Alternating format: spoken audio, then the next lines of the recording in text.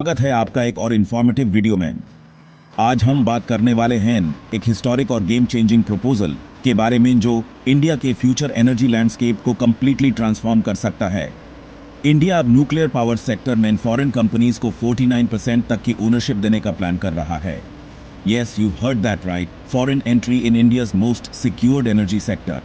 तो चलिए जानते हैं ये प्रपोजल है क्या, क्यों हो रहा है ऐसा, क्या रिस्क्स हैं, क्या बेनिफिट्स मिलेंगे भारत को, और सबसे इंपॉर्टेंट आम आदमी पर क्या असर पड़ेगा। चलिए शुरू करते हैं।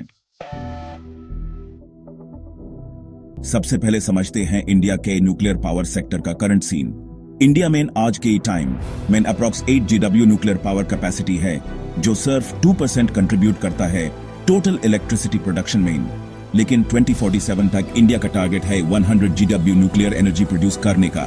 न्यूक्लियर एनर्जी है क्लीन, नॉन पोल्यूटिंग और रिलायबल बेस लोड सोर्स, जिसमें CO2 इमिशंस जीरो होते हैं। यह फॉसिल फ्यूल्स का बेस्ट ऑल्टरनेटिव है जब हम क्लाइमेट चेंज से फाइट करनी है। लेकिन प्रॉब्लम यह है, न्यूक्लियर प्लांट्स बहुत एक्सपेंसिव होते हैं और फंडिंग और टेक्नोलॉजी दोनों चाहिए। इसलिए सरकार अब सोच रही है प्राइवेट और फॉरेन पार्टिसिपेशन का रास्ता खोलने का। अब बात करते हैं उस प्रपोजल की जो न्यूज में छाया हुआ है। इंडिया के गवर्नमेंट ने सोचा है कि फॉरेन कंपनीज को 49% तक की ओनरशिप दी जाए न्यूक्लियर पावर प्रोजेक्ट्स में।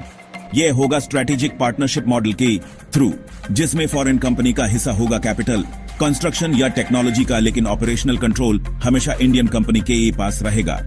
इसके लिए सरकार को 2 बड़े एक्ट्स में अमेंडमेंट करना होगा। 1, atomic energy act 1962, civil liability for nuclear damage act 2010। ये दोनों अभी फॉरेन पार्टिसिपेशन को डायरेक्टली अलाउ नहीं करते, तो इन लॉज को रिवाइज करके प्राइवेट और ग्लोबल प्लेयर्स को इनवाइट किया जाएगा। इस प्रपोजल को पार्लियामेंट के जुलाई मॉनसून सेशन में इंट्रोड्यूस किया जा सकता है। एएपी सोक राहे होंगे कौन कौन से प्लेयर्स इंटरेस्टेड हैं इंडिया के न्यूक्लियर पावर में। चलिए देखते हैं। Domestic giants Reliance industries, Tata power, Adani power, Vedanta, ये कंपनीज मिला के $26 बिलियन इन्वेस्टमेंट करने को रेडी हैं न्यूक्लियर सेक्टर में।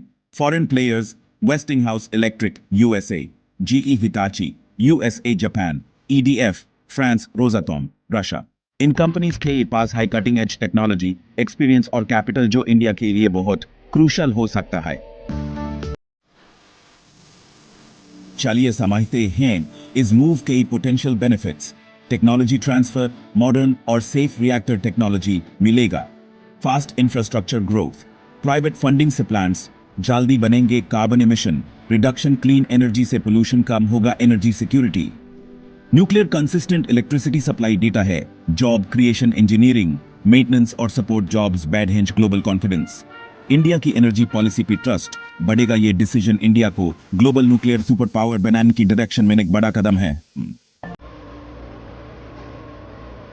लेकिन हर बड़े स्टेप के साथ कुछ चैलेंजेस और रिस्क्स भी होते हैं। सिक्योरिटी रिस्क्स, फॉरेन इन्वॉल्वमेंट से न्यूक्लियर सिक्योरिटी का सवाल उठता है। लीगल हर्डल्स, लायबिलिटी लॉज अभी भी अनक्लियर हैं। पब्लिक ऑपोजिशन, न्यूक्लियर एनर्जी के खिलाफ पब्लिक प्रोटेस्ट्स भी हो सकते हैं। Nuclear waste management, safe disposal अभी भी एक इशू है। इसीलिए सरकार को ट्रांसपेरेंट पॉलिसी, स्ट्रिक्ट रेगुलेशन और पब्लिक अवेयरनेस के थ्रू इन सब रिस्क्स को हैंडल करना पड़ेगा। एएपी सोक राहे होंगे ह्यूम, क्या फर्क पड़ता है चलिए बताता हूं।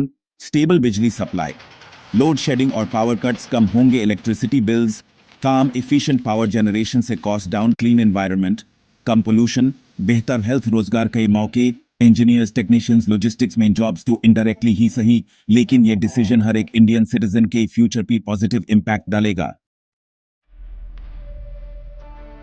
तो दोस्तों, आज की इस वीडियो में हमने देखा एक बोल्ड फ्यूचरिस्टिक स्टेप जो इंडिया को एक एनर्जी सुपर पावर बनाने की तरफ ले जा रहा है।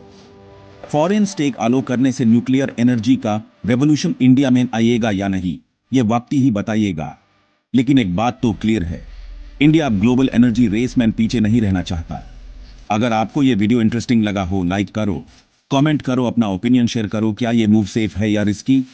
और हाँ, सब्सक्राइब करना मत भूलना फॉर मोर ऐसे ही इंग्लिश एक्सप्लेनर्स। मिलते हैं नेक्स्ट वीडियो में, तब तक के लिए जय हिंद, जय विज्ञान।